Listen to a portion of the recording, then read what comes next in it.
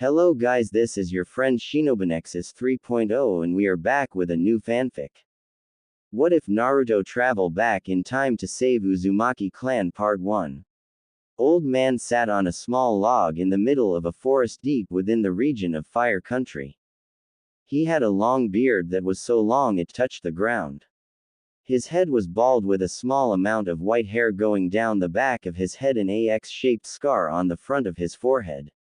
This man was wearing an orange trench coat with a black spiral on the back to signify what clan he belonged to and was wearing a black shirt with black pants. He had shinobi sandals on, shin guards, arm guards, and resting beside him was a large wooden staff he used as a cane. Though in truth, it was much more than that. As for who this person was in life, his name, Uzumaki Naruto. You are coming with us, commanded a masked Anbu shinobi with a headband signifying he was from Konoha along with his team consisting of 20 other identical figures appearing from the shadows. And on the sleeves of their arms was the crest of the Uchiha clan to further signify who they all followed. The figure that was now identified as Uzumaki Naruto ignored while he seemed to stare at nothing while smoking from his pipe. The very one that at one point belonged to the Sandaime Hokage himself. And just what does your honorable Hokage for an Uchiha want with me? Asked Naruto in an old, yet still strong voice. You sent the 9 Biju away from this world. We are here to bring you back to Konoha where you are hereby ordered to reverse what you have done and seal them again in those chosen by Hokage-sama himself. You are to create 9 new Jinchuriki for Konoha to use in the growing confrontation with the other 4 shinobi villages rebelling against us, commanded the Anbu captain, who saw Naruto blow some smoke out from his mouth.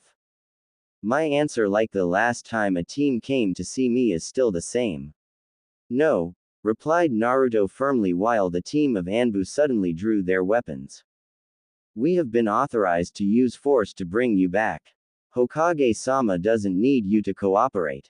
Just your knowledge on what you did and how to reverse it, which he will get from your mind, one way or another, threatened the Anbu captain while Naruto just sighed. I told Sasuke to leave me alone. Time and time again, I have told that fool to leave me in peace. To let me live my life away from Konoha after everything I have lost. After I had my dreams taken from me. But like all Uchiha, he doesn't listen to others, nor does he try to think beyond his own desires, or ambitions in a quest for more power. Kurama was indeed correct. The Uchiha clan is a cursed clan. Just as Konoha has become a cursed village, remarked Naruto before putting the pipe away. You traitorous bastard! Exclaimed an angry Anbu to the captain's right, who signaled for him to calm down while keeping an eye on the old man in front of them. Naruto wasn't always this old looking. It had been a price he was forced to pay. One the Shinigami told him would be the cost when the Uzumaki summoned him and wanted to free the Biju from being turned into tools of war again.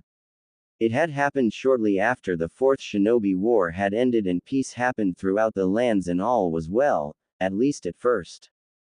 Until Sasuke was made the 7th Hokage. As it turned out, Naruto couldn't become Hokage of Konoha due to his mother being from the Uzumaki clan in Uzu, and thus considered a foreigner at the time when she came to the village. The law stated no one of foreigner blood from another country or shinobi village could become Hokage. That only someone of such decadency after 3 generations down could have that right. By that point, they were considered to be pure-blooded Konoha citizens, once that happened and the chance of betraying the village had been successfully bred out. It was a law imposed by the Sandaime Hokage himself during his younger years as the ruler of the village. He had made this rule, officially, as a precaution, should enemies of Konoha try to infiltrate Konoha as refugees, seduce some of its people, and then raise the children they have to usurp the power of the village from within. To prevent possible traitors and sleeper agents from destroying the village once the next generation were full grown. The Uzumaki clan had been no exception to this particular law. In fact, it seemed the law was designed specifically for them. which was why Kushina couldn't be Hokage despite her actually being stronger than Minato was in many aspects. The man tried to repeal the law, but the Sandaime and Jiraiya had been against it along with several other members on the council despite Kushina's ranting at times at it being unfair since she had been loyal to Konoha for years after joining their ranks following the Uzumaki clan's fall during the Second Shinobi War. Of course, both Koharu and Homura had been most adamant about this rule being used when the nominations came up for who would succeed Tsunade as Hokage following Sasuke being pardoned for his past crimes.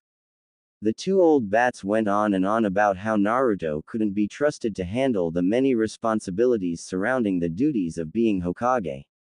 How Sasuke was truly someone who would take it seriously and led Konoha down a path worthy of the title. Naturally, Naruto felt betrayed by this, and even more so when Sasuke accepted it with a smirk on his face. As if the Uchiha had always known this would happen and was just now showing his hand on the matter. But Naruto endured. He may not have had the title of Hokage, but that didn't mean the man couldn't have a family, and children to call his own who could take the hat one day. Tsunade apologized to him and he accepted it since the woman had fought for his right to be Hokage during the nominations every step of the way. Not that it matters shortly after, as his lovely wife Hinata, and their two children were his pride and joy in Konoha. Their love helping his scarred heart healing quite nicely and making him forget about the betrayal delivered against him. Only for his loving family to be taken away from him via the hands of death. Or more specifically, they were all killed on secret orders by Koharu, Homura, Sasuke, and the Hyuga elders. Naruto was given an assignment by Sasuke for a diplomatic mission outside of Konoha to handle some growing tensions near Earth Country. A mission where Naruto wasn't supposed to come back from since it was secretly a trap to end his life in order to remove him as a threat to the grand plan Sasuke wished to invoke using the 9 Biju in his Sharingan. When Naruto was away on his mission, Sasuke ordered his Anbu to kill Hinata at the request of the Hyuga elders, and also her children to ensure none of Naruto's progeny could be a future threat to the Uchiha's rule. Hinata, however, was not a meek woman to be crossed when it came to protecting her children, and showed it by killing almost all of the Anbu attacking the house. She would have prevailed against them had it not been for Sasuke showing up at the last moment and moved to kill her children with his Chidori intent on being aimed for a 2-for-1 kill. Hinata used her body as a shield to take the hit to the heart, but with her last act of strength, she struck Sasuke in various points, took one of his eyes, and even made the man sterile so he would be denied having any progeny of his own to continue his legacy. Enraged by what Hinata had done since she told him, Sasuke used what strength he had left along with his remaining Anbu in the area, and burned the Uzumaki house down with the intended targets inside. Hinata had held her two scared children close while they wept and she told them it was all right. That they would be going to a nice place where no one could hurt them ever again. They asked if Daddy would join them and Hinata could only smile at the two before kissing their foreheads. And soon after, the fire consumed them. When Naruto returned to Konoha, he was furious beyond belief, as his assassins sent to kill him on his mission Konoha nin all were killed violently, and after torturing the leader of the group slowly. He now knew who sent them.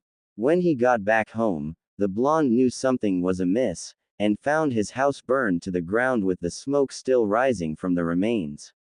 Walking through it, Naruto saw the bodies of his wife and children holding each other close.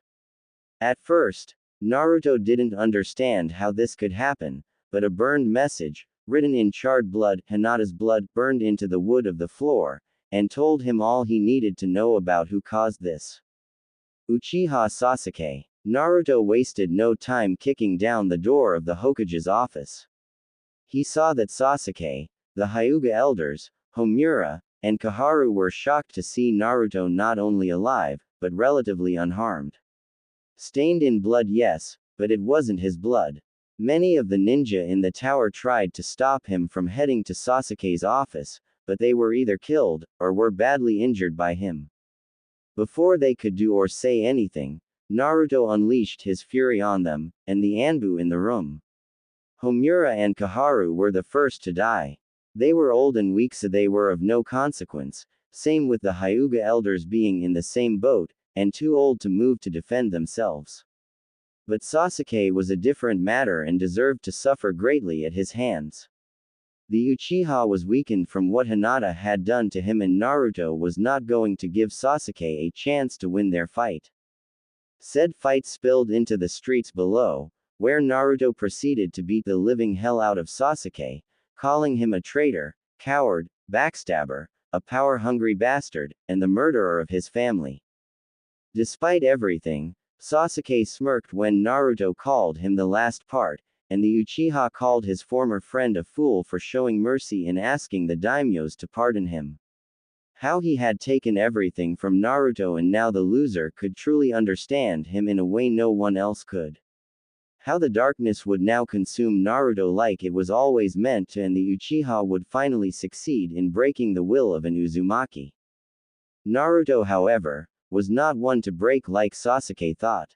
Instead, Naruto decided to take something else from Sasuke to further, even the playing field, and drew his sword he had acquired from his mother's homeland.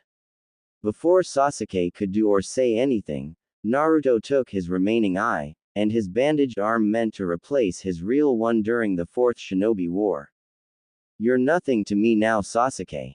You're not my brother or a friend. You are my enemy. All the shinobi who follow you are my enemy. It doesn't matter if they were my friends or not. Any shinobi who comes for me from this day forward in your name is my enemy. And I will kill them. You wanted me to break Sasuke, but I'm not going to break. I'm going to do what you can't do. Endure. I'm going to live and you are going to rot. The world will know just how rotten you are and leave you to your fate along with this rotting village. Those had been his final words to Sasuke before Naruto left with Kurama, so the Uchiha wouldn't use him for his own twisted purposes. Just because Sasuke lost his eyes didn't mean there weren't replacements he could use for the same purpose. Since then, Naruto had been a wanted man throughout Konoha and Fire Country despite what Sasuke had done. All Konoha nin now had standing orders to find and kill Naruto should he be located by them. But that wasn't all. Apparently, the other Kages heard what the Uchiha had done, and wanted no part of what the Hokage was planning to do. They closed off their borders and sent a message to Sasuke for his shinobi to enter at their own risk, for Konoha was now their enemy. Enraged, Sasuke, upon being healed, declared war on them all, calling each village traitors to Konoha, and declared his to be the one true shinobi village of the elemental countries. How he was the supreme Kage, who ruled over all the other Kages.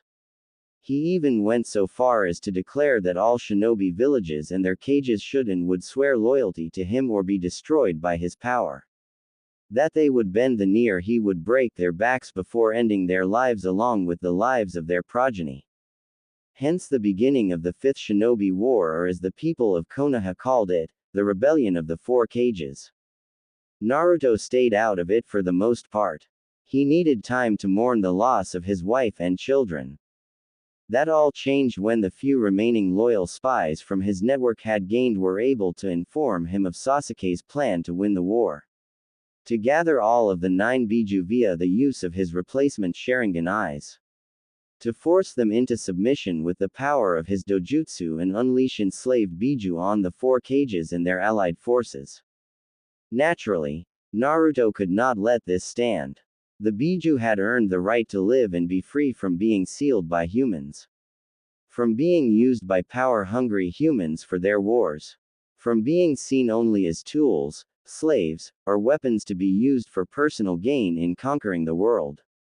So Naruto decided to do the only thing he could do given the situation. He would gather the 9 Biju himself and send them away to a realm where humans couldn't use them. Where they could be safe, free, happy, everything they were denied in life. Shortly after, the sage created them from the chakra of the Jubi sealed in his body. So Naruto went to each village, one by one, speaking to the Biju about his plan. How he wanted to prevent Sasuke's plan from happening. How it was the only way that Sasuke or any other human in the future could be denied such ambitions. Reluctantly, each Biju agreed with him, and eventually joined Naruto in the ruins of Uzu to perform the means to take them to such a place. Of course, opening such a portal to a realm like that required a price be paid to a deity capable of cutting a hole to such a place. And the only one Naruto could think of who could be summoned for such an assignment, had been the Shinigami. When the deity stood in front of him, Naruto told the Shinigami what he wanted, and was willing to pay the price if it meant Sasuke's plans would fail. The Shinigami, for all of his deathly appearance, looked quite impressed with the Uzumaki standing before him. As such, the Shinigami did not take his soul like Naruto thought he would, but rather asked for something else in return. Something the Biju protested, since what was being asked was possibly worse. The Shinigami had demanded that the price for Naruto's overall plans to succeed was the man's youth. That the Uzumaki be turned into an old Uzumaki. Granted, he would still be strong, even by the standards of an elder Uzumaki, but still aged to the point where he would be a very old-looking man. However, to even the playing field, the Shinigami gave Naruto's sword a piece of its essence to bond to the man, and become what the deity had called a Zanpakuto. A sword of incredible power. One only Naruto could truly wield. A sword that would be able to bring the world to its knees should its fully strength be unleashed. And with this incredible power, the equally incredible knowledge on how to use it properly against his enemies. Without hesitation on his part, Naruto agreed to the terms the Shinigami set, and let the other villages know what he did to deny Sasuke his plans for the Biju. After that, Sasuke became livid beyond measure. He had ordered for Naruto's capture and to be brought back to Konoha to not only undo what he had done, but to face Hokage's justice, as he called it. Since then, Naruto had been the most wanted man in Fire Country, but no one could pin him down in terms of location unless he wanted to be found. When they did, it was usually Konoha shinobi sent by Sasuke to capture him, and they usually died slow, painful deaths. None of Naruto's true friends, like the rookies, Guy's old team, or the Konohamaru Corps, were among those sent. Tsunade and Shizune left too. So did Naruto's favorite ramen stand owners. Even the various senseis of the rookies and their own set of children, to ensure something of the next generation holding the true will of fire survived. They knew when to leave and did leave when they saw just how corrupt Konoha had become under Sasuke's rule. Only Sakura stayed to support Sasuke's rule of tyranny, determined to fix Sasuke's sterility, and to one day have his child. Or at least she was determined. Before Naruto killed her on a C-ranked mission she was on and sent what was left of the woman's body back to Sasuke in tiny pieces. It is well that you are all idiots. It makes the motion of killing you all feel less heavy on my heart, remarked Naruto before he vanished in a blur and appeared behind them 1 second later. Soon after, the Anbu fell to the ground dead due to being sliced to pieces. But this wasn't enough for Naruto. No, this had to end now. This had to end with Konoha being burned to the ground and its ashes scattered into the winds. While Naruto knew he was stronger than Sasuke would ever be for years to come, right now, his body was still old, and Uzumaki or not, age catches up with you. Naruto wasn't going to be like Sarutobi Hiruzen and let this Uchiha version of Orochimaru be allowed to do what he wanted in the hopes of repenting in the future. The Uchiha had his chance for redemption and pissed it all away. All of Konoha had the chance to change and only the minority of them did. A small minority too. Smirking slightly, Naruto had an idea on just how to hit this problem in the bud, and end this nonsense permanently with Sasuke. It was dangerous, suicidal, and ultimately mean his end. But he wouldn't be Uzumaki Naruto if that didn't fit his personality perfectly. Konoha -1 week later. Konoha sounded the alarm. Shinobi from the village swarmed the main gate, armed at the ready, weapons drawn, and chakra surging through them to use jutsus. They all stared at the figure who was the source of this action with a bit of fear, apprehension, and anger all mixed into one. Not surprising since they lost many of their comrades to this elderly man and the rumored power he wielded. Even if he didn't look it. Behind these shinobi of Konoha came Sasuke, wearing his Hokage hat and robes with the Uchiha symbol on the back of the robes as if to signify only an Uchiha could be Hokage. Not surprising since fire was the main affinity of the Uchiha clan and felt no one else could hold the right to be Hokage due to that stipulation. So loser, you've finally decided to show yourself after all this time in hiding. Did you come to acknowledge my greatness? Come to beg for forgiveness? To help me end this stupid rebellion by the other cages? Remarked Sasuke with a smirk at seeing just how old his former friend looked. No, on all counts, Sasuke. You are not worthy of my help, much less acknowledgement of greatness. You are lower than trash, replied Naruto with Sasuke scowling at him. Says the weak old man currently standing before me, who looks like a mere gust of wind could easily knock him over with little to no effort, countered Sasuke harshly while he saw Naruto now sporting a smirk and letting out a chuckle. Come now, Sasuke Tem. If there is one thing you should have learned by now after all this time, is that you should never ever underestimate a member of the Uzumaki clan. Especially when that Uzumaki just so happens to be me. Stated Naruto with his eyes suddenly going from humorous to cold and icy. Restrain him, ordered Sasuke with his eyes active, and his shinobi moved in to take Naruto down. Only to be hit with an invisible weight of pressure and see Naruto's hunched form now straighten with the look of a warrior replacing the friendly weak old man.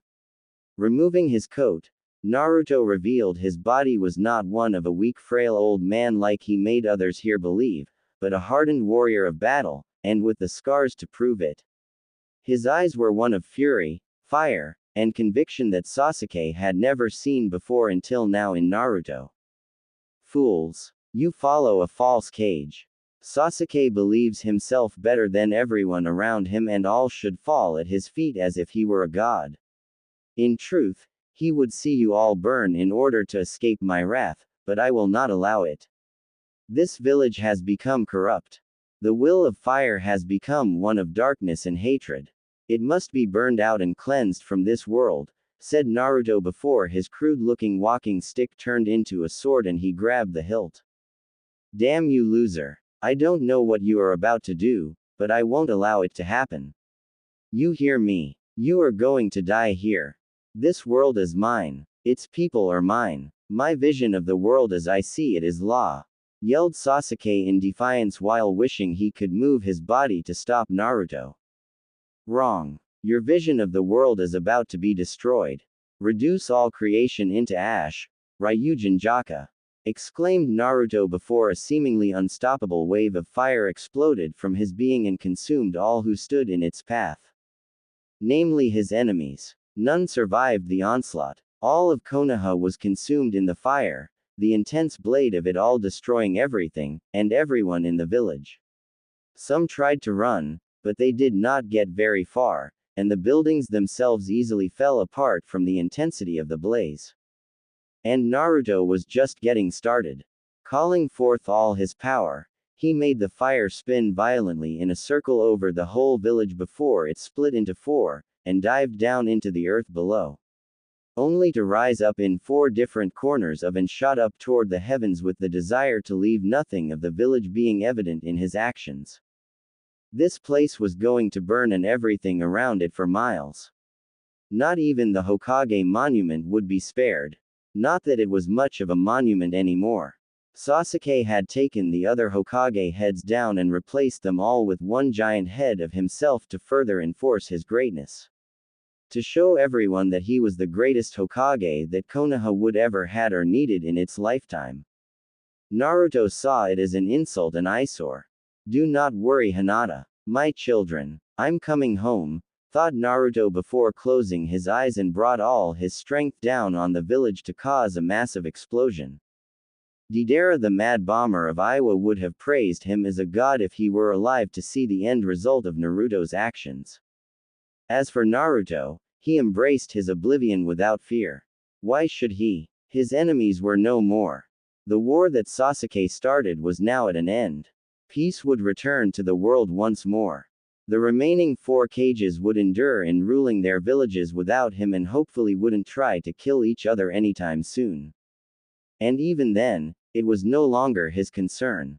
I wouldn't be too sure of that, my boy, came the gravely voice of the Shinigami. I see. So you've come to take back the power you gave me, remarked Naruto with the Shinigami letting out a chuckle. No, I am not, replied the Shinigami. Then why are you here? Asked Naruto with the Shinigami looking almost tired. I need your help, dear boy. The world as you know is not what it should be or should have been for many years. In fact, the world as you have lived it up until now has been wrong, answered the Shinigami with Naruto looking surprised. So my life as I know was a mistake. Is that it? Questioned Naruto with the Shinigami shaking his head. No, not a mistake. Just wrong. Your mother's clan for one, it should not have been destroyed, replied the Shinigami.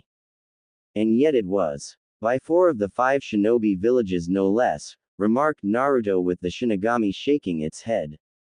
Not 4. 5. All 5 shinobi villages had a hand in it. Konoha included, replied the Shinigami with Naruto looking at him shock and horror. What? Whispered Naruto while the Shinigami nodded.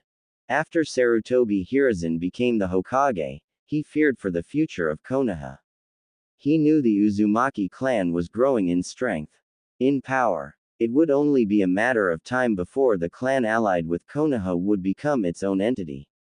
And given how members of the Uzumaki clan are the only ones capable of holding Kyuubi, he felt they needed to be crippled to prevent them from ever having such strength, said the Shinigami while Naruto was furious. Who else was involved in that decision? Who else knew the truth? Asked Naruto, though he had a good idea on most if not all of them. Hiruzen's old teammates, of course. His former rival Shimura Danzo. Orochimaru helped plot where to strike. And Jiraiya in order to go acquire your mother for the transfer of the Kyuubi from Mito to her, answered the Shinigami while Naruto was once again floored. Jiraiya was involved. Orochimaru I could see. Danzo and those other 2 bastards. But Jiraiya? Questioned Naruto while feeling the bond he had with the Sannin break. He helped disable the security and trap seals that would have destroyed the advanced enemy attack force. He also used his spy network to leak the secret passages the enemy ninja could slip into the village to perform the pincer attack Orochimaru helped devise to make it successful. He knew the one Uzumaki acquired from the clan would be able to do Fuinjutsu easily. In fact, Mito left a great deal of knowledge for her to learn from after your mother came here. Hiruzen knew this and made sure Kushina would put the skills gained to good use for Konoha's benefit. Didn't you find it odd that both Hiruzen and his student knew about your clan, your mother, and what they could do? Yet they did not once make sure you were taught those same skills. Explained the Shinigami with Naruto's face contorting with rage. What do I need to do? You clearly have some idea on how to fix things so the life I have lived doesn't repeat itself a second time, replied Naruto with the Shinigami nodding. I will send you back in time, Naruto. Back before you were born. During the days of the Second Shinobi War. You will alter events so your clan does not fall and Konoha as you know it does not act the way it did, answered the Shinigami. And what happens when I do something that alters time and erases me from existence? Do you care if I decide to crush Konoha if I so choose? Questioned Naruto while the Shinigami shakes his head. No, the first part won't happen. You will be sent back, but not as Uzumaki Naruto. You will in truth be sent back as another member of the Uzumaki clan. As for the village that helped betray you, do as you see fit unless I tell you otherwise, answered the Shinigami with Naruto raising an eyebrow at the deity. So I go back in time as myself, but not as myself, so I won't risk destroying myself in the distant future. Is that correct? Asked Naruto with the Shinigami nodding. Yes. With the proper alterations to the timeline, your future self will grow up strong, well educated, and more importantly, have a family who will love you no matter what, replied the Shinigami with Naruto nodding. I don't suppose it's too much to ask for a much younger body, is it? While I am no slouch in this form, as you know, I would prefer to live long enough to at least see myself being born, replied Naruto with the Shinigami chuckled. I can give you back your energy so you can live longer, but the current form you are in stays the same. After all, I think you would find it funny to see grown men barely a third of your current aged form being unable to win against you in a fight, remarked the Shinigami with Naruto thinking it over before nodding. Well, he's not wrong, thought Naruto before the deity gave him back his energy and the old-looking Uzumaki felt stronger in the process. It is time. When you awaken in the world of the living, you will no longer be Uzumaki Naruto. He doesn't exist yet. You will be Uzumaki Yamamoto Genryusai Shigekuni, declared the Shinigami with Naruto sweat dropping at the long name. Can't you just call me Uzumaki Yamamoto for short? Asked Naruto with the Shinigami letting out a chuckle while showing his face did look a tad sheepish. Yes, I suppose it is a bit long, remarked the Shinigami while Naruto sighed a bit at the deity. I'm ready. Let's get this over with, said Naruto impatiently. Even after aging into an old man you still act impatient, commented the Shinigami. I'm an Uzumaki. What did you expect? Countered Naruto with a small huff.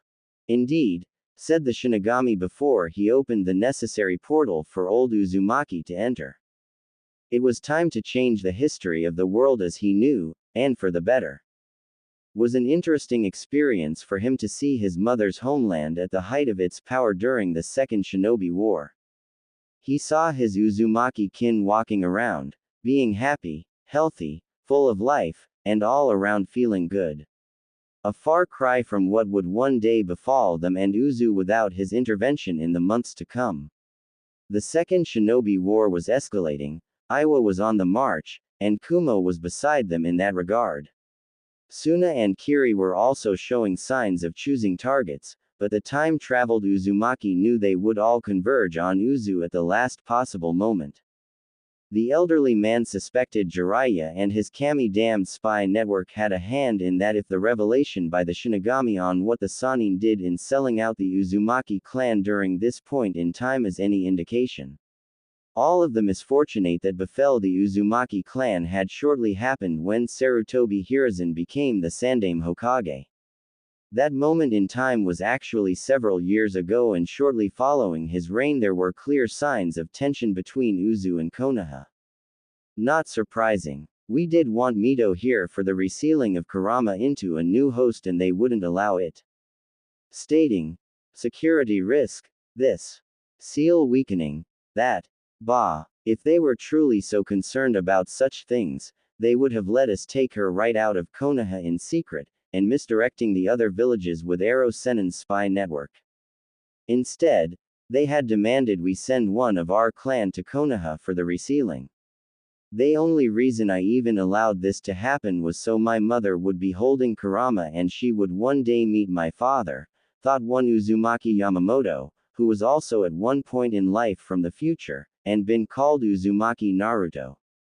But unlike before, this time he was a true full-blooded Uzumaki, and had all the skills one such as himself at his age possessed.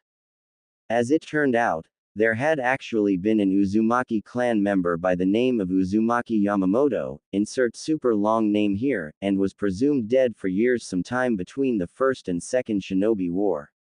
No one knew if it was from old age or some vengeful shinobi from rival villages. Of course, when Naruto, or rather Yamamoto, showed up on the clan doorstep, many were hesitant to believe he was the genuine article, and asked where he was all this time.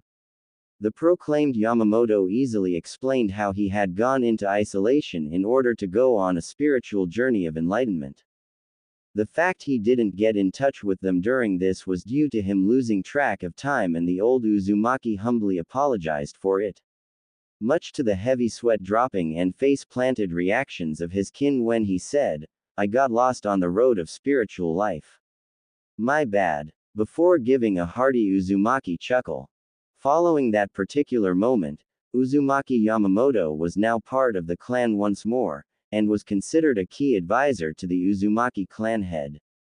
Many suggested he take over as clan head, seeing as he was the oldest if not strongest Uzumaki around, but Yamamoto told them that it wasn't for him, and trusted the current clan head to do things right. "Hey old man," exclaimed a red-haired girl running up to Yamamoto with a smile on her face. "Hello Kushina-chan. How are you?" asked Yamamoto while finding it interesting to see his mother this way. Since the last time he saw her was in his mind, full grown, and not afraid to hit him on the head for being what she considered rude. "I'm fine. Better than you, I bet, with your old bones," commented Kushina with a grin. Cue tick mark from Yamamoto and a punch to the girl's red-haired head. "My bones may be old, Kushina, but they have lost none of their strength," exclaimed an irritated Yamamoto before he realized just what he had done. He had just hit his former mother on the head. For a moment, he feared what would happen if Kushina found out her future son, who traveled back in time, had hit her right on the head as a child, and all over calling him old. Fortunately, the moment was shrugged off since he doubts she would ever find out, and it's not like anyone alive would be able to tell her the truth, apart from himself, which he had no intention of doing. "Ow, mean old Yama," exclaimed Kushina with a glare. "Snippy little tomato head," countered Yamamoto with Kushina's glare intensifying. "You take that back. I am not a tomato head," said Kushina while pointing at him. "No, I won't. Now if you will excuse me, I have to go. Bye for now, Tomato-chan," replied Yamamoto before he left via Shunpo, and ignoring the angry scream from the girl who would one day be Uzumaki Naruto's mother, and set in motion the reason why no one in Konoha dared call her a tomato after the first time an academy student there said it. Uzu Tower. Sometime later, Jiraiya from Konoha and a team of Anbu are coming here tomorrow at the behest of the Hokage. They want to inspect the seals surrounding the key defensive sections of Uzu, said Uzumaki Garp, who felt Yamamoto should know about this, and hear what the older man felt about this. Not surprising since they both had a growing dislike for Konoha. When Hashirama and Tobirama had been alive with the Hokage hat on their heads, all was well. The bonds between the two had been good, and Mito sent letters back home about Konoha and how she loved it. But since Hiruzen had been in power, the letters came less frequently, and it was clear the elderly woman didn't care for the village like she used to when her husband was alive. When the issue of transferring Kyuubi to another Uzumaki came up, Konoha had practically declared the Biju their property, and thus belonged to them regardless if the only one capable of holding the fox was an Uzumaki. Garp nearly came to blows with the young Hokage, and had to be restrained by 4 of his own Anbu. Hiruzen had an unreadable expression on his face, but the Uzumaki clan head could see through his stone-faced facade. In fact, Garp wondered why Mito wasn't at the meeting, and he had suspected it was due to the woman's sensory abilities detecting the true intentions of the Sandaime Hokage. Garp knew Mito loved her late husband and brother-in-law, but the Uzumaki clan cared for blood-related family first, no matter what. As such, Garp felt Mito would have the final say if she were there, and would have sided with her clan over Konoha if only to ensure things were done properly in Uzu by the most skilled Fuinjutsu masters. They also want to take Kushina to Konoha for transferring the Kyuubi from Mito into her, added Yamamoto with a frown. While I dislike the idea of using Kushina like this, we have to sadly be realistic that it's necessary in order to keep the Biju out of the hands of those who would abuse such power. Though given how Konoha has the Uchiha clan, I'm inclined to fight them on this. Mito is in her twilight years. She deserves to be buried here following the transfer. Not there. I don't care if Senju Hashirama was her husband. She is an Uzumaki, damn it. When she dies, her body should be resting peacefully here with dignity and honor as a member of our clan. Exclaimed Garp with Yamamoto nodding. But Hiruzen is holding most of the cards. We have the seal masters and the body for the transfer. They currently have the Biju and are playing on our clan's honor to give in to all of their demands. That we won't allow Mito to die and Konoha to perish while using our clan's beliefs against us, remarked Yamamoto while Garp frowning further since he had assumed the same thing. It's truly sickening. To think Hashirama's own students would stoop so low to keep the Biju in Konoha. Homura and Kaharu I can see doing this. They both had a twinkle in their eyes at the idea of having a young Jinchuriki from our clan for them to mold to their own benefit. Even that emotion-banning twit Danzo is clearly frothing mentally at the mouth to have Kushina in Konoha as the next Jinchuriki. But Hiruzen, Hashirama often spoke of Hiruzen having the will of fire. Being honorable, being loyal to friends as one would their family. Shows what he knows. Kami no shinobi my left sandal. He was the Kami no naive baka if there ever was one, added Garp while letting out a huff and leaning back against his chair. I'll keep an eye on them. Anything Jiraiya and the Anbu do to the seals, I can fix easily, and even improve them if possible, replied Yamamoto with Garp nodding. Your suspicions regarding Konoha are starting to become more accurate, my friend. We both know if anything does happen to our clan during this war, Kushina will be stuck in Konoha, and will have to face being disliked due to being considered a foreigner in their eyes. A new concept that has been growing steadily since Hiruzen took office as Hokage and one he has yet to suppress if what Mito's last letter is anything to go by, said Garp while Yamamoto frowned since he knew the fall of the Uzumaki clan started with the Sandaime Hokage's betrayal with the help of two of his students. I was under the impression poor Mito was getting too old and weak to send any more letters to us. Questioned Yamamoto with Garp shaking his head. No. That's what she wanted others in Konoha to believe. Mainly her doctors, who were appointed to her by Hiruzen. Remember, when she warned me of this slowly happening to her in one of the previous letters she sent. And you suspected it was more than that. I replied back to her and left a coded message in my letter to fake being weak to fool the doctors and medic nins so she could write back to us one day about what was happening in Konoha. She wrote back in code like I did and mentioned the words, strangling root, monkey anger, and poisonous toad. That tells me all is not well with Konoha. That such things are now currently aimed at us, explained Garp while he saw Yamamoto grip his walking stick even harder. Danzo, Hiruzen, and Jiraiya are all conspiring against the Uzumaki clan in order to take complete control over the future Kyuubi Jinchuriki. And not just Kushina, but any who follow her after being in Konoha, surmised Yamamoto with Garp nodding. Jiraiya has only recently been declared a master of Fuinjutsu. Though that's putting it lightly since he's not really up to our level, but his skills are just enough that he could effectively seal a lesser Biju into a body to make a Jinchuriki. With enough time and effort on his part, I'm sure Jiraiya could even use his knowledge of Fuinjutsu to seal the Kyuubi into another Uzumaki, replied Garp with Yamamoto grunting. The act alone of trying to seal the Kyuubi into someone would kill him. Even if the said person chosen was an Uzumaki.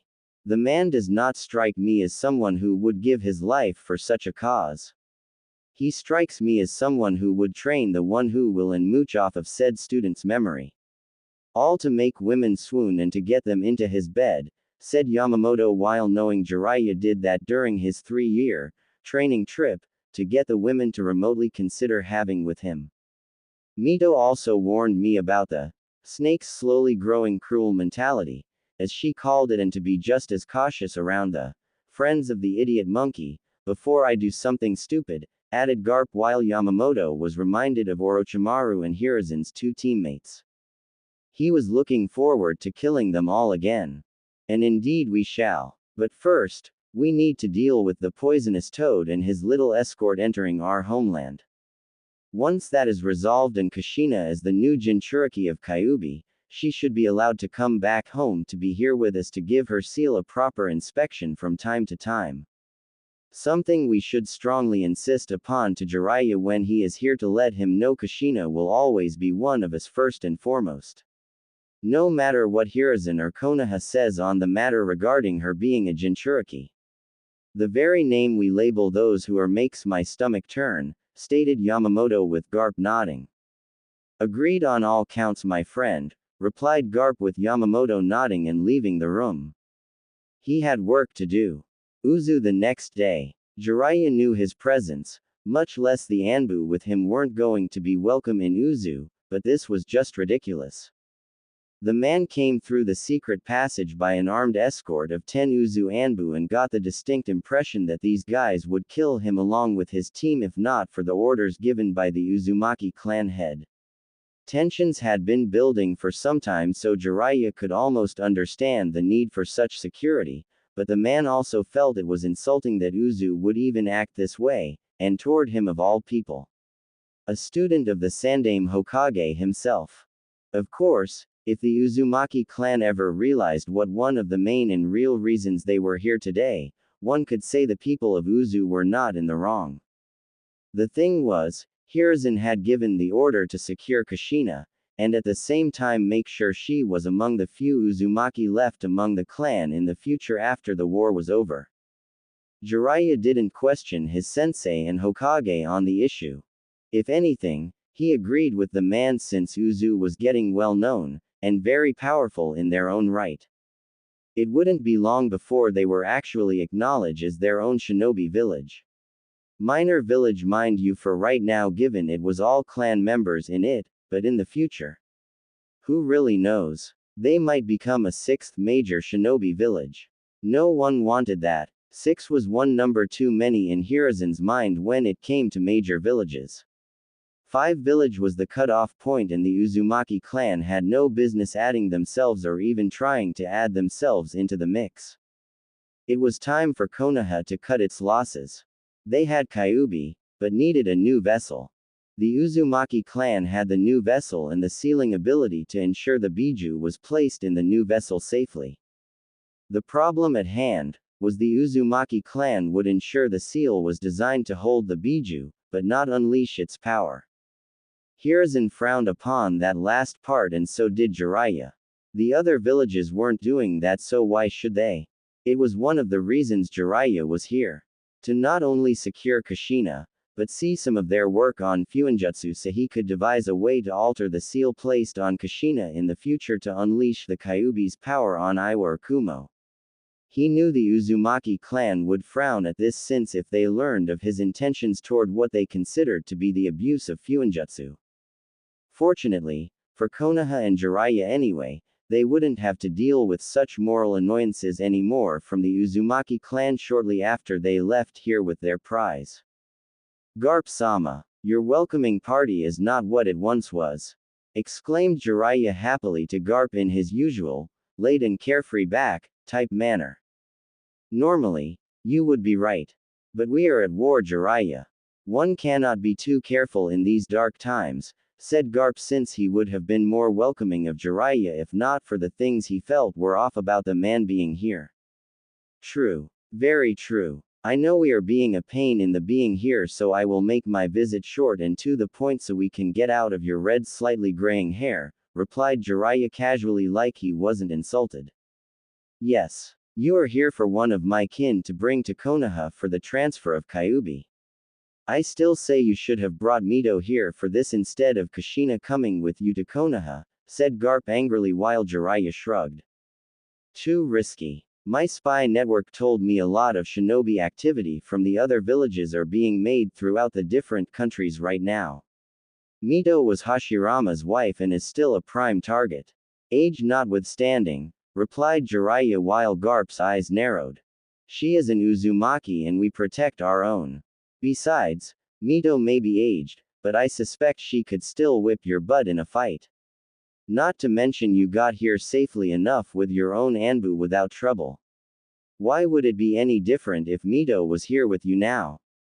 Challenged Garp while Jiraiya looked sheepish. Well, I hadn't thought of that. Still, it is better to be safe than sorry, as they say. Besides, Mito is much safer in Konoha right now with an entire village protecting her under the Sandaime Hokage's watch, replied Jiraiya with Garp narrowing his eyes further. I would sooner trust a fresh out of the academy made genin for an Uzumaki over that of an entire Anbu platoon from Konoha, thought Garp to himself before the man grunted and motioned for Jiraiya and his Anbu to follow him. All the while missing the narrowed eyes of an old man for an Uzumaki with a long beard sitting down with a walking staff watching them every step of the way. Uzu 3 days later. Are you sure this information is reliable? Asked a shinobi from Iwa while glancing at the Kumo Anbu captain leading this allied assault against Uzu. My sources say it is. Look, here is the entrance just like the spy said. Unguarded and the seals have been disabled, replied the Kumo Anbu while glancing at the Kiri and Suna shinobi with their group. This is too easy. Who gave your cage this information? Asked the Kiri shinobi since he wasn't so sure this plan would go off without a hitch. You wouldn't believe me, even if I told you. In some ways, I don't think you even want to know, replied the Kumo Anbu since he didn't want to believe it either. I find it hard to believe the Uzumaki clan would be so lax in their security or that one of their own would betray them, remarked a Suna shinobi with a scar running from his eye going down diagonally past his nose into the lip. I never said it was Uzu, remarked the Kumo Anbu cryptically while he along with the others moved silently through the tunnel that would take them into the heart of Uzu while the main force attacked from the outside. Before they could have this silent conversation even further, the ground beneath them had suddenly begun glowing with seals before the entire allied ninja squad was impaled with earth spikes. Some managed to get out of the way in time by using chakra to press against the ceiling, but they were soon fried when seals appeared, and hit with an intense blast of lightning that turned the bodies to ashes. What remained of those who survived that were trying to retreat from where they entered, only to find the way blocked, and a new wall appeared at their back. Following that, more seals appeared all around them, and the now smaller area these allied shinobi were contained in began to quickly fill with the water being filled with piranhas. Naturally, there were no survivors. Walls of Uzu at the moment. Bodies lay everywhere. A lot of bodies. Shinobi from Kiri, Suna, Kumo, and Iwa were all on the ground. Dead. Well, dead or quickly dying. They had been told an infiltration team would help in a pincer movement that would allow them to take down Uzu on 2 fronts. How the seals on the walls connected to traps and early warning detection had been disabled a few days earlier without the Uzumaki clan noticing. How that happened, they didn't really know, or maybe deep down for the smarter than average shinobi of this allied force, they didn't want to know. The point was, they had basically been assured a guaranteed victory, and were eager to take it. Only to find their eagerness in believing in an assured thing, even from their own cages when given this assignment would ultimately be their undoing. How could this have happened? How could we have lost? Were we betrayed by our own cages? Did they really turn on us? Or did one of them betray the other to the Uzumaki clan without even realizing it? Thought a dying Junin from Suna while crawling away from the bodies around him and trying to escape in a futile attempt to report back to the cage of their staggering loss. Only to get a sword go through his neck and out of his throat. Reduce all creation into ash, Ryujin Jaka, said an elderly voice before the body on the ground and those around him were consumed in flames. And only the person causing the flames was the one walking out of it unscathed. Konoha 1 week later. You assured me the seals were disabled, Jiraiya. You and your entire team I sent to get Kushina were ordered to disable the seals around Uzu without anyone knowing the truth. The mission was a success, sensei. Those were your words, Jiraiya, when I asked about it, stated Hiruzen angrily at Jiraiya while Orochimaru was in the room along with Homura, Kaharu, and Danzo with displeased looks on their faces. I did. I made sure of it. Besides, if you want to pass along blame here, why not blame the Tem? He was the one who suggested the secret tunnel I used to get into Uzu when I was there for the enemy to enter undetected when the Allied army attacked. Protested Jiraiya while pointing at Orochimaru, who frowned since he did come up with the idea, and the plan to perform the pincer movement accordingly. And it would have worked too, provided Jiraiya's end of things went smoothly. Which it didn't. My end would have worked had you done your job, Baka. Now the Uzumaki clan are getting suspicious of us. They sent a letter demanding how the enemy not only knew of the tunnel used, but why some of their seals were noticeably damaged if not disabled. Not to mention the damage they saw was fresh and looked like it was days old when they began repairing it. The fact you were on Uzu the day such a thing happened to their seals makes us all look like traitors to allies, replied Orochimaru with narrowed serpent eyes. Considering what we did or at least tried doing to the Uzumaki clan, isn't it true? Asked Jiraiya with Hiruzen and the others frowning at him. That's not the point, Jiraiya. With the Uzumaki clan scattered, no one would have been able to piece it all together on their end. We could have easily picked up the survivors to bring them to us and be reorganized as a clan of this village we easily could control. At least regarding the usage of one of them to hold the Kyuubi. We could also learn how to use Fuinjutsu on a level like them and they are not needed so much, said Hiruzen while glaring at his student. Yeah, well, it didn't work out, but it wasn't my fault. I was careful. So was the Anbu team with me. Though maybe if the members of Root weren't part of it, the Uzumaki clan wouldn't have been none the wiser, commented Jiraiya with Danzo frowning. And what does Root have to do with your own incompetence? Asked Danzo with a frown. I don't know, maybe the fact those trained in your program have the emotional stability of a wet dishcloth. The Uzumaki clan have a lot of skilled sensors, who can sense the emotions of people. Mito was one of them, remember? The ones in Uzu no doubt sensed how emotionless some of the Anbu in my escort were with me and made it known to Uzumaki Garp. Chances are he had some members of the clan snoop around where they went and saw the damage done before repairing it, replied Jiraiya with Danzo frowning further. Emotions people possess are a weakness, Jiraiya. My Root shinobi did their job per the instructions given to them.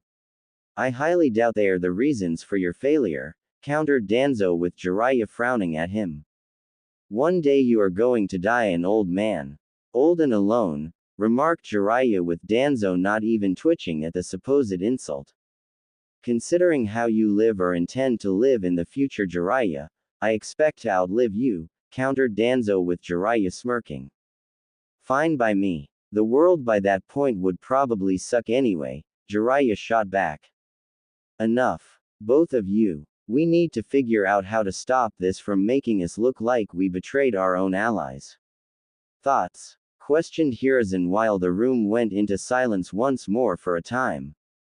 They can't actually prove Jiraiya and his team damaged the seals after all the fighting that occurred, sensei. For all they know, the seals were damaged during the attempt to invade Uzu. Not Jiraiya, said Orochimaru while Hiruzen nodded. And the secret entrance? Asked Hiruzen since that was another issue. We say the enemy found it while searching for a way to get into Uzu from behind while the main force obviously attacked from the front. They foolishly entered a well-hidden entrance made to be a secret trap and died because of it. Not our fault the enemy found the damn place and entered believing it was unguarded in some shape or form, added Jiraiya with Hiruzen nodding in agreement there. The fact the Uzumaki clan would make such claims of us betraying them is an insult to Konoha and to you Hokage-sama, added Kaharu while knowing they could spin this in a way where the Uzumaki clan were coming off paranoid. Even if the clan was actually correct. Even still, accusations still have a way of clinging to things. Not unlike a bad stench on clothing. You can scrub and clean the clothing all you want, but the bad stench will still remain. If only in memory, remarked Homura while making sure they understood this accusation made by the Uzumaki clan would not go away so easily no matter how hard Konoha tried to spin it. I get it. We're going to look like the bad guys here for a while until this mess blows over. Big deal. We have Kushina. Mito will be ready to transfer the Kyuubi into her soon, and that will be the end of it. I'm already coming up with ideas for different seals we could create for future Jinchuriki beyond Kushina so we have our future weapon once it's time for her to pass on the fox to another one. Hopefully an Uzumaki born here. That way we can have undisputed claim to the child should Uzu get involved again, replied Jiraiya since he felt his mission was an overall success with a minor bump in the road regarding the continued existence of the Uzumaki clan. It's not that simple, Jiraiya, replied Hiruzen while Jiraiya frowned. What do you mean it's not that simple? Asked Jiraiya while Hiruzen sighed. The Uzumaki clan wasn't happy when they did their investigation on the issue. They are considering breaking off all ties to Konoha. That means taking back all of the members of the Uzumaki clan, Jinchuriki included. Meaning we lose both Kushina and Kyuubi in one single stroke, explained Hiruzen while Jiraiya and the others looked angry. They can't. We need a Jinchuriki in Konoha. They can't take Mito or Kushina from us. Especially not now during a war, protested Jiraiya while Orochimaru sighing. Maybe not now, Jiraiya, but most likely after the war is over. Mito will most likely die prior to the end of the war or shortly after, depending on how much longer this will last. Depending on the aftermath of the war, Kushina may be recalled back to Uzu where she can continue to be an Uzumaki on their terms, and not ours like we first intended, said Orochimaru, knowing the Uzumaki clan would wait until the war was resolved and take back what was theirs. Fortunately, it may not come to that. Uzumaki Garp added in his letter that he is willing with great reluctance to let this suspicion slide if we allow another one of their older members live in Konoha. A precautionary measure, he says, and went on further to claim that refusing us now would only give the Uzumaki clan more reason to take both Mito and Kushina back to Uzu. Not to mention everything that the Uzumaki clan placed here to help build Konoha with Hashirama, said Hiruzen while this made the others in the room scowl angrily. So it's basically an ultimatum and not a request. Let the Uzumaki come to Konoha or they take everything the Uzumaki clan gave us to make Konoha and leave us to fend for ourselves, remarked Jiraiya with Hiruzen nodding since that was exactly what it was. Ridiculous. What right do those islanders have to issue this demand to us? Konoha, the strongest of the 5 shinobi villages, exclaimed Kaharu angrily. To be fair, Kaharu-san, we would have made the exact same demand if the roles were reversed, said Jiraiya with Danzo scowling. Irrelevant. Konoha is the only village that matters. Not Iwa, Suna, Kumo, Kiri, and most certainly not some island filled with fuinjutsu users that call themselves a clan. I don't care if they are the cousin clan of the Senju. They are a constant threat and as such should be eliminated before they have a chance to do anything to us in return, said Danzo, since he believed anything not born, made, or created in Konoha for him to control should either be destroyed or suppressed. Well, we can't now. They are most likely going to strengthen their defenses and keep their guard up around anyone sent to Uzu for any reason, commented Homura while the others were seething at how their plan was ruined. That aside, say we agree to let this Uzumaki clan member to join Konoha. What does he or she contribute to this and what is his name? Asked Jiraiya curiously while the Hokage just side rubbed his head. His name is Uzumaki Yamamoto. He is arguably the oldest Uzumaki clan member they have and also arguably the most powerful too, replied Hiruzen with Danzo, Orochimaru, Homura, and Kaharu stiffening in fear. Uzumaki Yamamoto, as in the Uzumaki Yamamoto. But he's supposed to be dead. Or rather, reported to be dead, exclaimed Kaharu fearfully since she had seen the man in his younger years as a child and his power unleashed. Even Uchiha Madara's strength paled in comparison to that Uzumaki. In fact, Koharu suspected Madara and Hashirama working together couldn't have been enough to defeat that man. Yes, I thought so too. But apparently we were wrong to assume as much. Yamamoto is not only very much alive, but is considered stronger than before. He came back to Uzu sometime just before Jiraiya arrived for Kushina and has expressed an interest in seeing Konoha again, replied Hiruzen while the others in the room looked nervous. Wait, if this guy is the strongest Uzumaki in the clan right now, why isn't he the clan head instead of Garp? Asked Jiraiya since the strongest clan member should be ruling it. Because for one, they also assumed he was dead until a short time ago. And second, the man didn't want to lead the clan after coming back. Rather he has been consulting Garp at times since his return. I suspect Yamamoto-sama has the same distrust for us as Garp now does, replied Hiruzen while the others in the room winced. So he's that powerful? Asked Jiraiya with Orochimaru hissing at his teammate. Honestly Jiraiya, where were you when they were teaching our class history at the Ninja Academy? Any shinobi worth their headband knows of Uzumaki Yamamoto. It was said the man could literally personify the will of fire that Hashirama preached about. He was given the nickname, Uzu's Fire. For a reason. Not even Madara or Hashirama could hope to match him in battle either separately or together, said Orochimaru while Jiraiya now looking a bit nervous when hearing this. Madara and Hashirama were considered the pride of Konoha despite how the former went insane and leaving. For anyone to remotely surpass either of them was truly a monstrous individual. Which is all the more reason we can't say no. Besides, Kushina already has some kind of connection to him. If we refuse to let Yamamoto come to Konoha, it might incite the man to take drastic measures to get the point across that saying no isn't an option. At this stage of the war, saying no to such a person is most unwise. No matter how much I want to say no, replied Hiruzen with the others in the room not liking this one bit. When is he expected here? Asked Danzo so he could put some root anbu on the man for surveillance purposes. Tomorrow morning, answered Hiruzen while seeing Danzo's frown increase. Tomorrow morning, so soon? Questioned Orochimaru since he found this to be usual given how the letter was only received today. Like I said, Yamamoto has little love for Konoha. No doubt he wants to get here quickly enough in order to make sure Kushina isn't corrupted by our village, explained Hiruzen while Homura and Koharu frowned. He should be given restricted movement throughout Konoha, remarked Koharu while Homura nodded. And if I issued that command to him, who here is going to help me enforce it?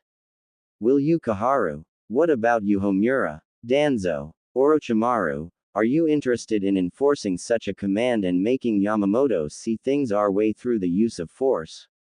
Questioned Hiruzen while everyone in the room kept their mouth shut. So nice to know everyone in this room is a coward like me when it comes to this guy, thought Jiraiya while keeping his mouth shut on the matter. We will figure out how to deal with Yamamoto-sama when he arrives tomorrow. In the meantime, we need to focus on the academy, and where to place Kushina in it.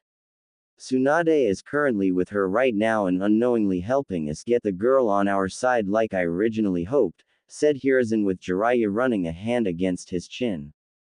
I have been keeping an eye on the academy for a while now.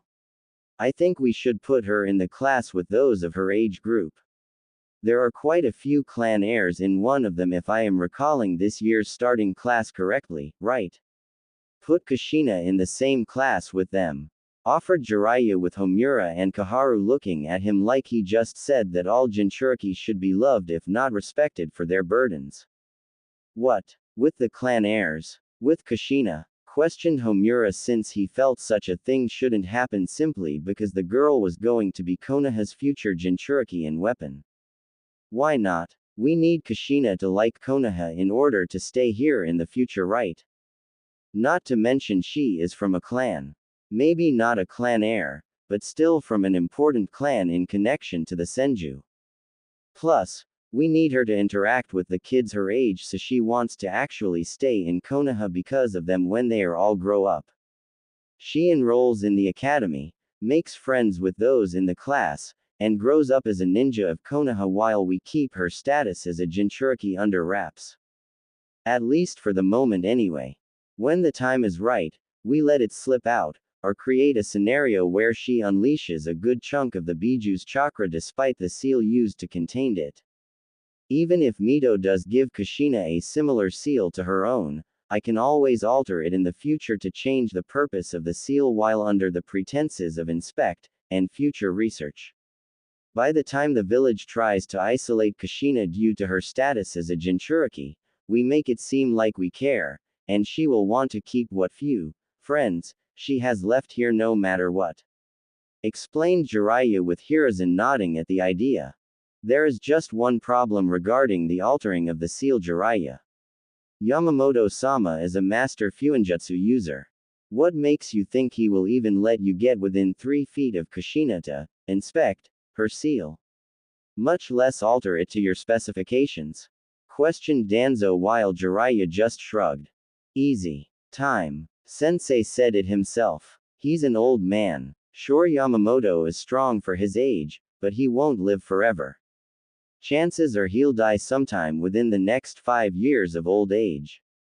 We just pretend to be on our best behavior until that time, and after the old geezer kicks the bucket, we lure Kushina into our confidence, and make up some reason for me to see her seal, replied Jiraiya while Hiruzen once again nodding at the idea. Good idea. I'll arrange for Kushina to be in the academy class pertaining to her age. She has some ninja training, so I imagine there is no real risk of her being behind them when starting out at the academy, added Hiruzen while knowing this would be a good chance to influence Kushina despite possible interference from Mito and Yamamoto. Konoha the next day. Uzumaki Yamamoto huffed at the sight of Konoha. His eyes gazing up at the site of the Hokage monument sporting the heads of Senju Hashirama and Tobirama. Both great in terms of being Hokage, but their personal choices in students and successor to being the Hokage left much to be desired. Sarutobi Hiruzen's own face was freshly placed on the monument not that long ago, but the sight of it made Yamamoto angry at what he learned in his past life as Uzumaki Naruto. To think he once admired that man for his courage and so-called honesty in doing what was right. Bah! The man was no more righteous than Danzo and barely more ethical than Orochimaru. At least he was honest about himself and didn't really hide what he was or felt about his personality to the world. They would get their second punishment for past and future sins soon enough. Welcome to Konoha once more, Yamamoto-sama. Do you want to rest for a bit? Such a long walk from Uzu must have been draining, offered Hiruzen diplomatically when he went to personally greet the by far older-looking man. And got a fist to the top of his skull via the far older man with a tick mark on his bald and scarred forehead. Impudent whelp. No manners whatsoever. Implying I am too old to travel long distances and saying I should rest upon arriving in subtle words. Hashirama should have taught you better manners, brat. Exclaimed Yamamoto while finding the perks of being the elder and strong at the same time was you could smack around just about anyone who made such a remark about your age. Subtle wording or not, many of the Anbu assigned to guard the Hokage and seeing this sweat dropped at the sight of their Hokage on the ground with a massive lump on his head. The impact crater his body made thanks to the force of the punch was deep and showed Yamamoto was indeed strong for his old age. Damn Uzumaki clan and their infamous temper. Now I see where Tsunade got hers from when growing up, thought Hiruzen while getting out of the crater and saw Yamamoto was looking at him with unimpressed eyes. I expected more from you, Hiruzen. Already is the Hokage and it's clearly made you soft in terms of taking a light hit. And to think it's only been a short time since Tobirama died in this war prior to naming you his successor. Perhaps Mito should have taken over and we wouldn't have to worry about such things, commented Yamamoto and was mentally happy to see Hiruzen was clearly seething at the idea of Mito sitting in the Hokage seat over himself. Or any Uzumaki for that matter. No Uzumaki trash is going to sit in the Hokage seat. Not while I can make certain of it. thought Hiruzen while getting up from the ground. Now if you would escort me to Kushina and Mito, I would very much like to see my two precious kin, who have to undergo future hardship for the good of all, said Yamamoto with Hiruzen fixing his robes and getting the dirt off of them. Yes, of course. But first, we need to go to the Hokage Tower to speak to councils and the clan heads about your position here in the village, replied Hiruzen while Yamamoto huffed in annoyance, but not at all the same. Very well. But this meeting is to be kept short. I always find longer than usual meetings are unnecessary, said Yamamoto before walking ahead of Hiruzen, who glared at the older man's back, and moved to catch up with him. Long or short, Hiruzen had a feeling this meeting wasn't going to be pleasant for him in the slightest like he first hoped. Hokage Tower. Welcome to Konoha after so many years, Yamamoto-sama, said Kaharu in a polite tone while seeing the man in the flesh after so long. Even now she could sense the power running through him and shivered mentally in fear. Indeed, it has been many years. Not since near the end of the First Shinobi War, added Homura while Yamamoto looked at the two with what could only be called discontent. And I can only assume my return from my presumed death shocks you greatly? Asked Yamamoto while narrowing his eyes at the nervous Shinobi Council members. Considering we all thought you were dead, it's not unreasonable, replied Danzo while he held all the politeness of dried flaky paint in his voice. Says the man who sees human emotions as a weakness. Your social skills leave much to be desired, Danzo, remarked Yamamoto with a huff and saw Danzo scowl further. As do your own, it seems, if you are going to insult someone of high standing like myself in Konoha, Danzo shot back. My apologizes. I simply find it hard to respect or be remotely polite to anyone who sees every person around him as an expendable tool to throw away when they are of no further use from a military standpoint, Yamamoto countered sharply and noticed Danzo was fighting back a sneer. Damn old fool. If it wasn't for the fact he could kill us all without any effort, I would kill him myself right now. Thought Danzo while keeping his emotions under check. In any case, we are glad you are here, and have arranged for lodgings at an apartment complex in the South District of Konoha, said a civilian council member. An apartment? In the South District? Questioned Yamamoto since he was familiar with it when he was still Uzumaki Naruto. The apartment was a shithole and in the heart of what was considered by many to be the red light district when he lived there in the future. Is that going to be a problem? Asked Hiruzen with Yamamoto narrowed his eyes. I would prefer to stay with both Mito and Kushina at the Senju clan home as guest of Tsunade. The Senju and Uzumaki clans are distant family after all, replied Yamamoto with Hiruzen looking nervous. Oh, well Kushina isn't. She isn't staying with Mito, said Hiruzen nervously while Yamamoto looked less than pleased. What? Asked Yamamoto sharply. I wanted to take Kushina in Yamamoto-sama, but Sensei said it wouldn't be a good idea. He has her staying in an apartment complex in the southern district, added Tsunade, as she gave an apologetic look to her cousin, and a glare to her sensei.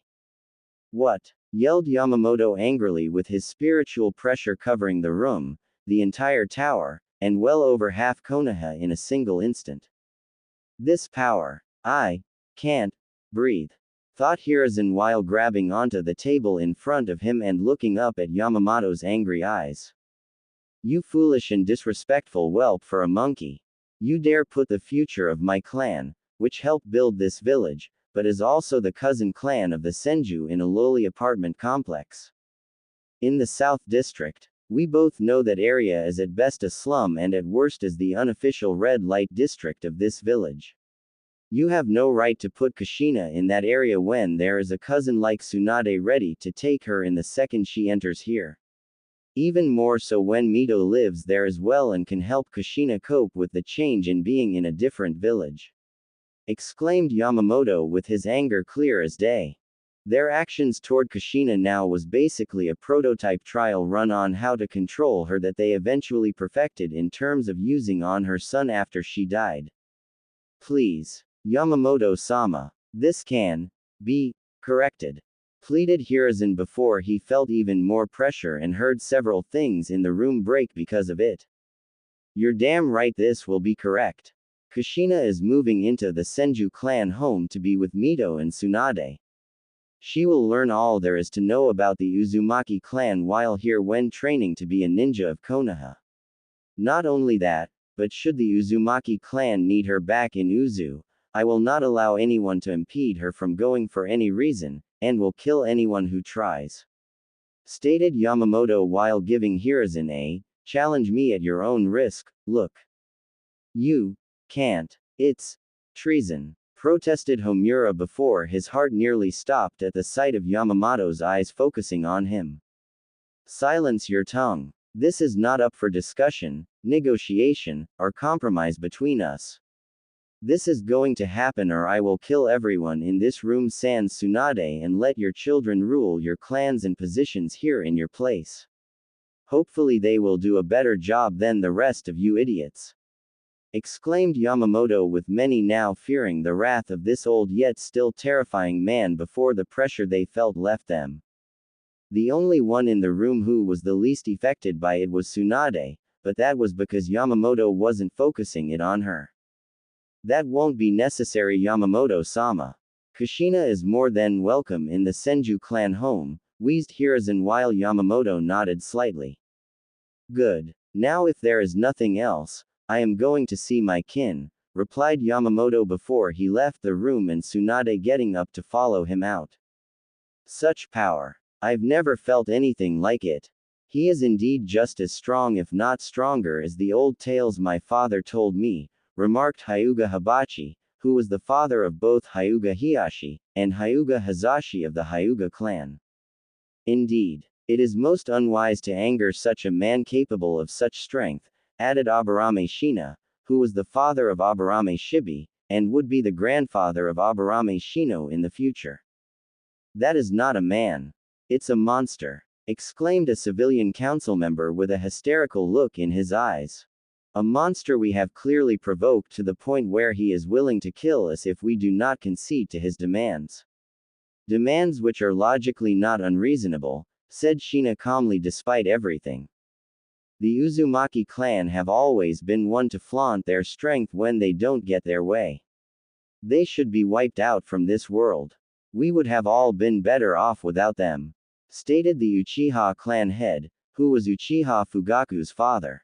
If you only knew, thought Hiruzen since that plan was now lost for the moment. Regardless, we will have to be careful around Yamamoto-sama.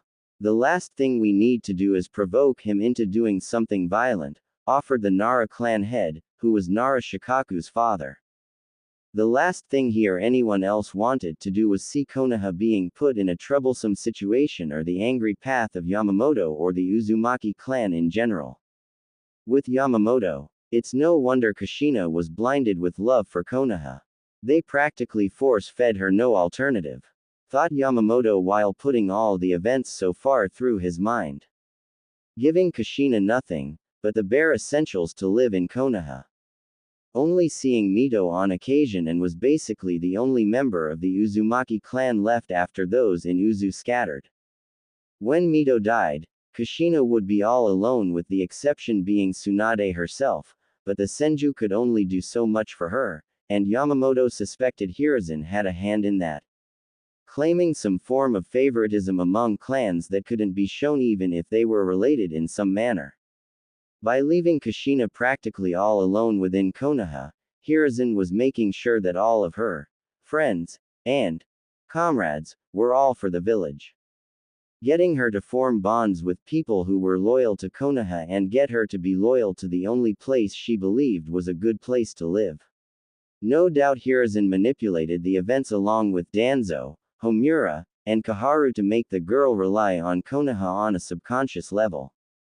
Yamamoto was going to make sure that didn't happen. Starting with having a long private conversation with Uzumaki Mito about his concerns regarding Konoha after making sure Kushina was safe within the Senju clan home. Yamamoto looked at Mito sitting on the cushy bed. She had indeed looked old and her body showed as much with the wrinkles. Her sharp eyes also still showed the fight in her, so that was some comfort. The woman was happy to see him and little Kushina. The poor girl was surprised to see him and would have made a crack about Yamamoto being old if not for the fact they were going to see Mito.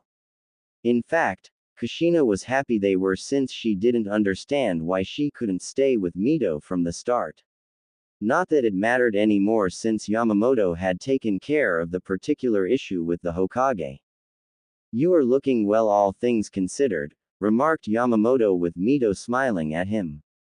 "I'm not too old to be completely bedridden, and I can still throw a means punch when required," replied Mito with Yamamoto smiled at her and the fact she hadn't lost the infamous Uzumaki wit. Still, it was time to get serious. "How have things been since Hiruzen took over as Hokage?" asked Yamamoto with his smile gone and frown now on his bearded face. "Bad. Konoha's showing a very ugly side of itself. I fear it will only grow and get worse long after I'm dead," answered Mito with Yamamoto nodding. "You have no idea, Mito. I wish I could tell you the truth, but I fear what it would do to your heart," thought Yamamoto to himself. Friends of the Uzumaki clan are thinning among the populace. Civilian and shinobi alike who I have come to know since being here are dead, on long-term missions, or have left Konoha because they see what I do. It hurts to see this place become less friendly to my clan, added Mito with Yamamoto growling in anger and gripped his staff tightly. "You still have your clan in Uzu. You don't need to stay here for your twilight," offered Yamamoto with Mito smiling at him. "Thank you, but no thanks, Yamamoto-sama. My place is here, with Tsunade, Kushina, and with you in the house my husband built.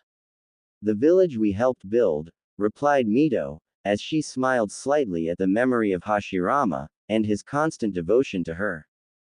"When you die, I am having your body sent back to Uzu to be buried with honor."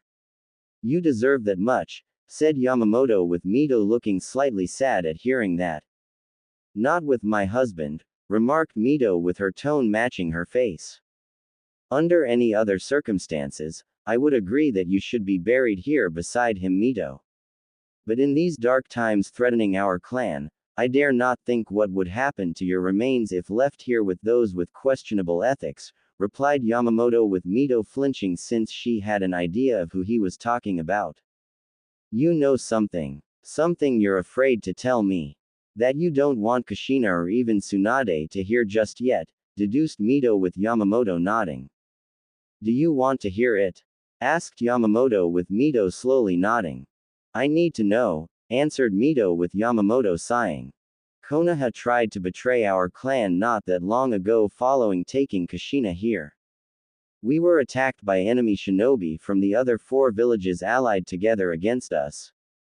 They used a pincer movement with the main force attacking from the front and another team using one of the secret tunnels to launch a surprise attack from behind. Seals in key places for detection and activating traps in certain areas were disabled or destroyed prior to the attacks. The secret entrance into Uzu was the same one Jiraiya used to gain access to Uzu, and few outside of our clan knew about it. In fact, the only ones in Konoha who do know of it are you, me, Kushina, Jiraiya, Orochimaru, Hiruzen, his teammates, Danzo, and the Anbu escort Jiraiya came with during his short stay," explained Yamamoto with Mito looking worried and fearful of her clan losing members from such an attack. "Any causalities?" asked Mito with Yamamoto shaking his head. "Not on our side. After I personally fixed, repaired, and enhanced all the seals myself, we used their arrogance against the enemy. We crushed them all in ruthless counter-attack. No Uzumaki died that day," answered Yamamoto with conviction in his voice. "I believe you. But still, Hiruzen wouldn't betray my husband. Or Tobarama. Not the 2 senseis who taught him about the will of fire," replied Mito with Yamamoto shaking his head in disagreeing with her.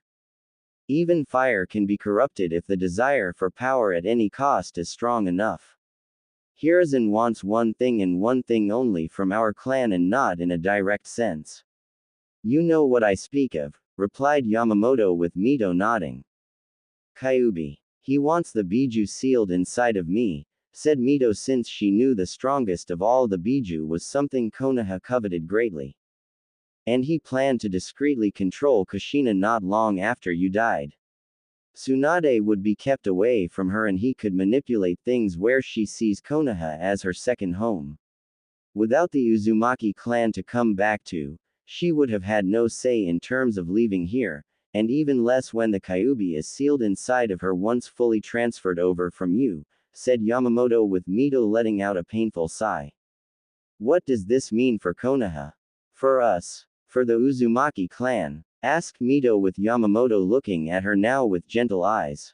If you are referring to me unleashing my fury on the entire village and burning it to the ground, I have no intention doing such a drastic action, yet, replied Yamamoto, with Mito smiling at him. You aren't immortal, Yamamoto-sama. You can't live forever. You can't defend me, Kushina, or anyone else from our clan forever, countered Mito, with Yamamoto smiling at her.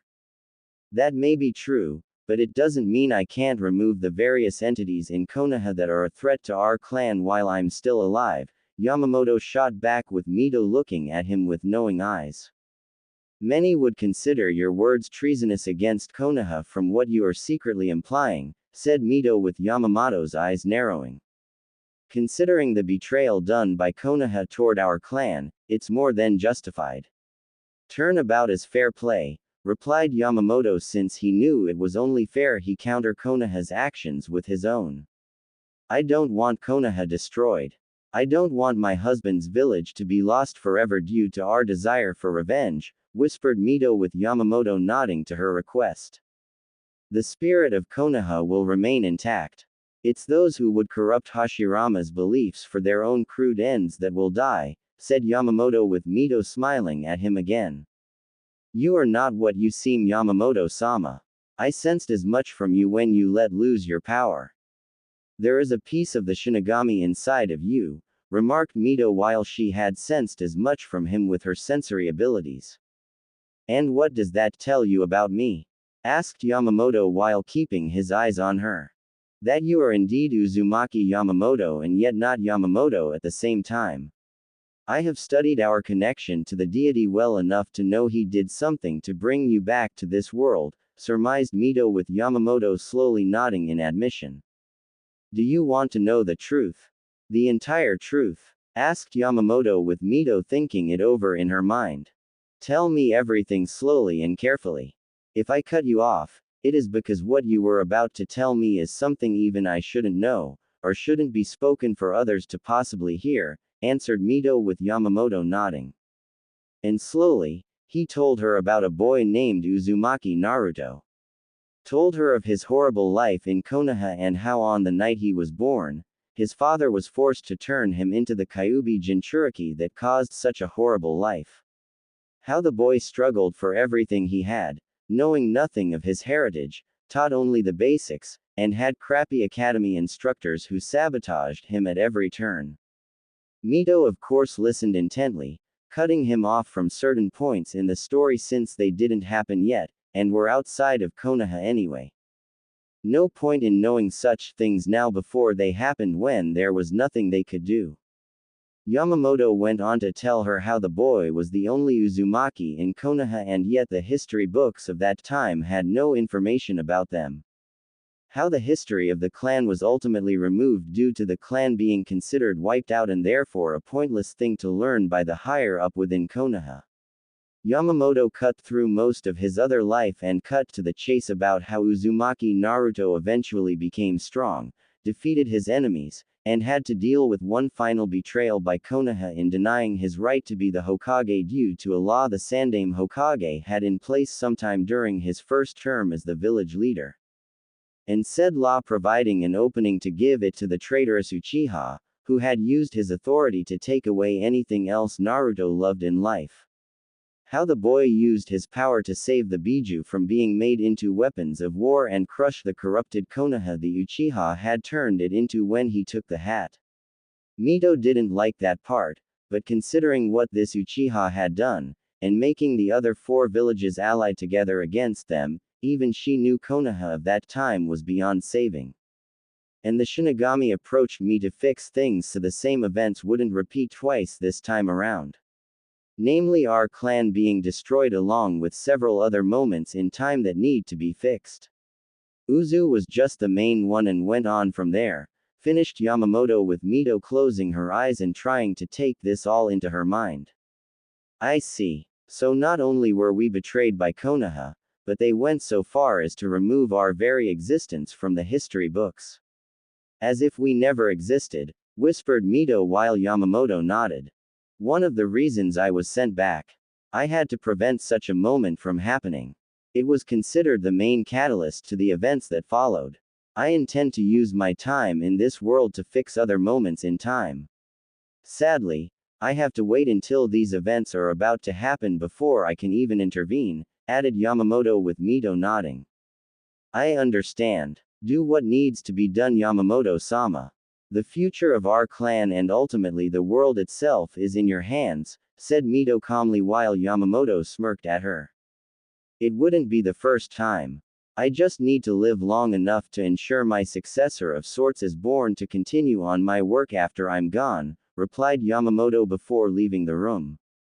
Konoha streets days later. Kushina puffed out her cheeks as she was being escorted to the academy by Yamamoto due to Tsunade being out on a mission with Jiraiya and Orochimaru. The Uzumaki girl didn't mind Yamamoto escorting her, but the fact was she preferred her cousin Tsunade to him. Tsunade was a strong, beautiful woman who could crush anyone who crossed her with a single punch. As for old man Yamamoto, he was, well, old.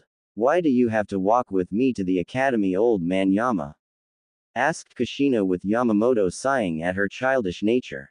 Looking back, he clearly inherited it from his other lifetime. Because you are one of 3 Uzumaki clan members here in Konoha. It is my duty to ensure you are watched over until strong enough to walk to the academy on your own, explained Yamamoto while he glanced around when walking and noticed some of the people were glaring at them discreetly. No doubt for being considered island foreigners from a clan outside of Konoha, and not ironically enough for being Jinchuriki. At least not yet anyway. Fortunately, Kushina did not seem to notice since she was busy puffing out her cheeks and staring up at him over his words. I'm not weak. I'm plenty strong, protested Kushina childishly, which made Yamamoto chuckle a little despite everything. I'm sure you are Kushina, but you are also still just a child. You still have to continue to learn until the time is right where you will become an adult, explained Yamamoto with Kushina growling and let out a huff at his explanation. Fine. I just hope my class is filled with strong people.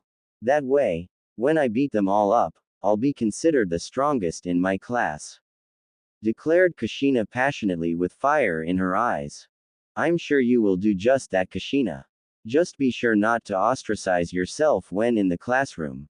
Making friends and comrades is crucial while learning at the academy, said Yamamoto with Kushina nodding. I know, old man Yama.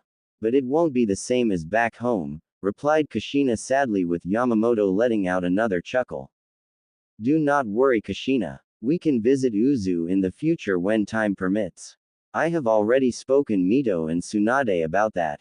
They also agree it would be beneficial to head back to Uzu so you can continue to learn from our clan and to keep the bonds there still alive, replied Yamamoto before stopping at the front of the academy gates and saw children were heading inside. It feels weird being here. It's so different from Uzu. I'm not sure I will ever get used to it, whispered Kushina with a hint of worry while Yamamoto kneeled and put a hand on her shoulder. I know what you mean, Kushina.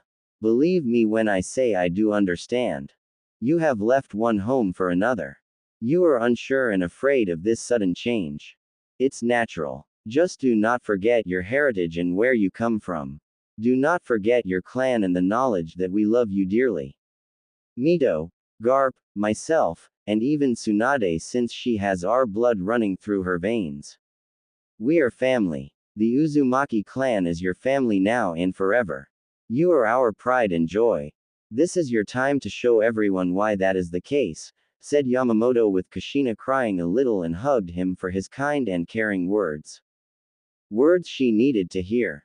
See you after school, old man Yama, whispered Kushina before she kissed his cheek and ran off with a renewed fire in her eyes. You did a wonderful thing for her, Yamamoto-sama, remarked a voice behind the old Uzumaki. What are you doing here, Hiruzen? Shouldn't you be doing paperwork instead of spying on Kushina? Questioned Yamamoto in a cold tone. I'm the Hokage of Konoha. I can go where I please in my village, countered Hiruzen calmly. Though he was displeased Yamamoto spoke to Kushina since his plan involved him doing that in a way to keep the girl loyal to Konoha. Almost anywhere you please. Clan homes are their own sovereignty, said Yamamoto with Hiruzen frowning since he was right.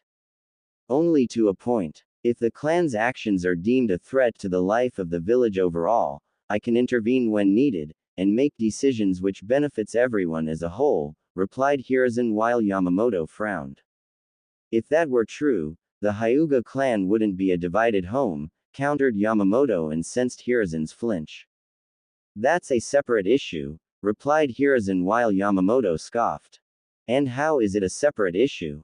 If someone from the clan went rogue, they could easily overpower the branch family, or teach others how to disable the branch family of the clan using the cage bird seal on their foreheads.